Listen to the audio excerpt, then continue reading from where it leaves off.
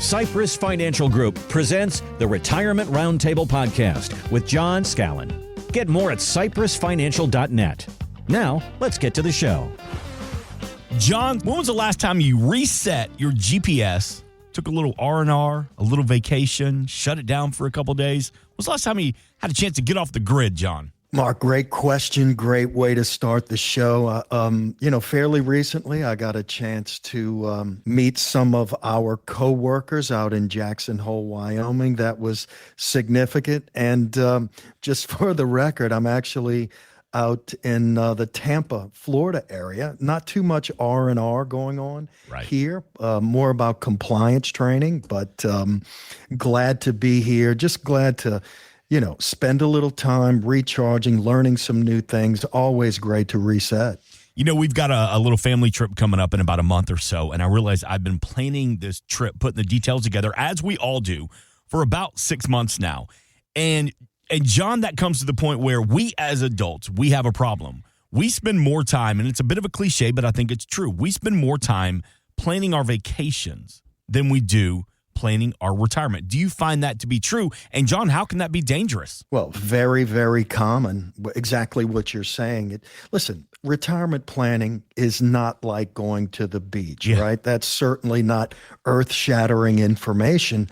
But when you really think about the ability to plan, the ability to forecast, the ability to envision what your retirement is going to look like, not only envision it mentally, but do the heavy lifting, the planning, the budgeting, looking at your investments, making sure that they're not out of whack in terms of, have they been rebalanced? Am I taking too much risk? Am I taking not enough risk in terms of the goals that I have in terms of income in retirement? So again, very, very common. I would encourage all of our listeners, all of our clients to really think about that. Think about how much time you spend planning a vacation, and how does that compare to what I really should be doing in terms of planning for my financial future. We spend a lot of time planning to spend a week on the beach with a cocktail in our hand, but the reality is you want to help us put a plan together so we can spend the next 30 years on that vacation. You said it, 30 years in retirement, 30 years. Listen, there are medical breakthroughs that we are seeing. People are living longer. There are breakthroughs in medicine, diet, mental health. This all leads to the high probability of a long, healthy, happy retirement, especially if you have taken the time to make to have the financial discipline to really plan and really prepare. Yeah. And John, we officially crossed the $37 trillion debt mark. So congratulations, America. We did it. $37 trillion in debt. And, there are some estimates that say the latest spending bill in Congress, the big, beautiful bill, could add several trillion more to that mounting debt. To fund all of this deficit, the Treasury has to sell bonds. But here's the concerning part. Fewer people in countries want to buy bonds because they're seeing U.S. bonds as an increasingly risky investment. You just talked about risk in your portfolio. So for an adult about to retire, how should this affect their thinking about using bonds as a source of income? Mark, this is exactly why I tell clients we just can't park money in a traditional government bond fund and hope for the best. I mean, when you've got this much debt and questions about who's actually buying these bonds, it creates what we call duration risk. If you lock in money into a long-term treasury bond today, but rates jump higher next year because investors demand higher returns due to the debt concern, your bond is worth less if you need to sell it early. Is there an alternative for those adults who want that fixed income? We use something we talk about a lot on this show. We use strategic income alternatives. Our short-term bond model gives clients liquidity while adjusting to changing conditions in the market, unlike long-term bonds that get stuck when rates move. We're also using multi-year guaranteed annuities to lock in these higher current rates, and fixed indexed annuities, or products that we call structured notes, for growth potential with downside protection. Mark, your bond strategy needs to be dynamic as the debt situation we're facing. Static approaches don't work with this much uncertainty coming from our legislators and coming from Washington. So to put a bow on it, John, do you think bonds right now are a good alternative? Listen, I think there's a real good place for short-term bonds. I mentioned that bond fund a little bit earlier. This is a great bond fund. No bond in this portfolio has a duration longer than 13 months. What that means to our investors is simply you're not going to be stuck invested in a battleship, a long-term treasury that may not be changing with the current financial times. And speaking of income and Washington, as a matter of fact, John, there's a lot of uncertainty about Social Security and if there will be cuts to benefits.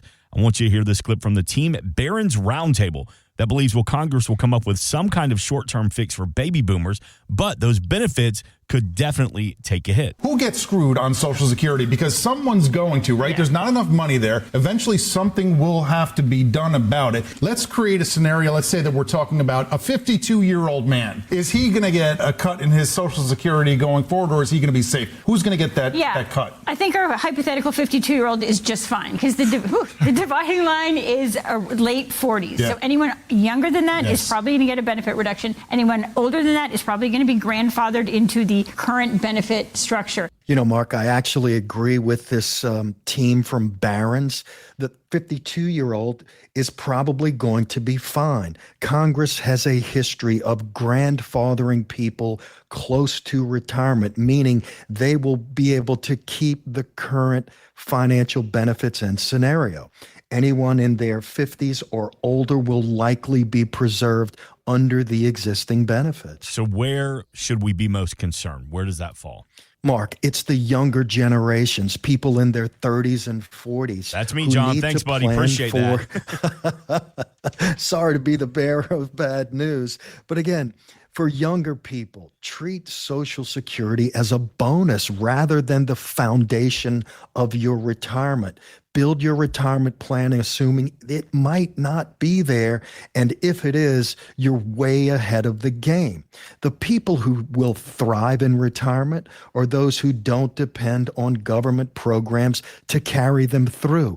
I mean, Mark, we talk about this over and over. You've asked me on this show multiple times, when is it too early to start planning? The answer is never. If you're 20 years old, if you're 18 working at the snowball stand, develop the habit of putting money aside for your future. You have plenty of time. And again, it's never too late to start saving. It's never too late to start building the foundation for your future in retirement. So if somebody's listening this weekend and whether they feel like their benefits may not be touched, or to the adult who's worried in their late 40s, their early 50s, what would you tell them about coming to see you right now? It's never a bad time to plan. It is never a bad time to review your plan. It is never a bad time to get a second opinion, to look at the mechanics of your 401k, to analyze your investments, to revisit the basics of a sound, well thought of, and very flexible financial plan. It's time. There are a lot of uncertainties out there in the future. We would love to meet you. We would love to help you, assist you in, number one, developing your brand new plan. Number two, letting us help you tweak the plan that you already have. We can do that through the 401k X-ray. We can do Social Security, an analysis for you. We can look at your current debt load and help you plan. It is never too late to start a plan or even to review it. We've talked about adults who come in for that second opinion because they're not happy with their current advisor. Now, usually, John, it's due to lack of results or just poor service. But from your side of the desk, what are some of the red flags that it's time to switch, especially during periods of market volatility? Easy to spot very, very quickly. I mean, at the end of the day, we have some incredible financial professionals in the New Orleans area, in the state, in this great nation. great, high customer service, great intent, really care about, the clients and the people that they serve. But unfortunately, I wish this really wasn't such a common conversation, but I probably see 2 or 3 people every month who are frustrated with their advisor situation. Your advisor should typically be available for your calls.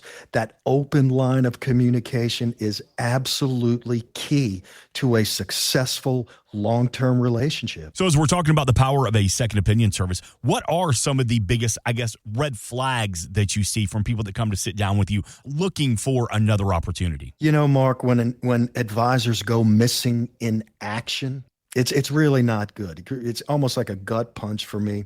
For example, I had a client who tried calling his advisor multiple times over several months. They simply never got a call back. Again, I think this is relatively rare, but it happens more often than I think should be happening. Mm-hmm. The gentleman was paying over, 1.2% annually in fees, and he really couldn't get his advisor on the phone. But here's what was particularly telling. The day he decided to remove the advisor from his account, suddenly his phone was ringing off the hook. It's like when you buy a car, you'll sit in the waiting room and wait, for them to quote unquote talk to the manager and wait and wait. But as soon as you say, you know what, I'm tired of waiting, and you walk back out into the parking lot, boy, they come running after you. They sure as heck have time for you now. So it sounds like that advisor really only cared when their money could be walking out the door. That appears to be the case. Where was that attention when the client actually needed it? A good advisor should generally be proactive in communicating. Don't wait for the client to call you. Make sure that you are communicating with your client on a regular, established basis, but especially when the markets are extremely volatile. They should be rebalancing portfolios, adjusting strategies as your life changes, and most importantly, they should always answer the phone or call you back very quickly when they call. John Scallan and the team at Cypress Financial, they live here, they work here, they play here, they understand the economy of New Orleans and the surrounding areas. We invite you to reach out to the team to schedule that initial no-cost, no-obligation consultation. You can do it easily in a few clicks online at cypressfinancial.net. And John, as we're talking about some of the warning signs or the red flags that it may be time to seek out that second opinion service, what else do you see? There's the set it and forget it approach. This is a real big one. For instance, I had a 61-year-old come in with a portfolio that hadn't been touched in 5 years. His risk level was completely inappropriate for someone about to retire because no one was actively managing his account. So it feels like he wasn't even getting the value for what he was paying. How can we understand if we're getting our money's worth? Mark, here's a simple test. Can you call your advisor right now and reasonably expect them to pick up or to call you back the same day? If the answer is no, you may not be getting the service you deserve. Communication shouldn't be a luxury you're paying for. It should be it's the standard of how you communicate with your advisor. Your advisor should feel like a trusted partner who is generally in your corner, not a stranger who's too busy to take your call. John, this may just be old man Owens and me coming out, but there's something about the one-on-one interaction, the opportunity to shake hands, the opportunity to look you in the eye, the opportunity to invite you to my retirement party or to my kids' grandkids, high school graduation or my kids' college graduation. That is something that you're not going to get when you work with somebody out of New York, LA, Chicago, Atlanta. Mark, again, to me, everything you said is spot on, but the big one is your advisor listening to who you are, where you are, what is keeping you up at night, what are the things that you're concerned about? Do they feel like you're on track? Do they feel like they may be a little bit, too aggressive? Are they telling you that volatility really upsets them when they see the market bouncing all over? Again, what we teach all of our advisors, especially the new ones. What's that old saying? God gave you 2 ears and 1 mouth. You are supposed to be listening at the very least, twice as much as you're talking. That's the real key. You honor people when you listen. You honor people when they know that you hear them. And you honor your clients when you execute on the strategies that you two have collectively developed for their future.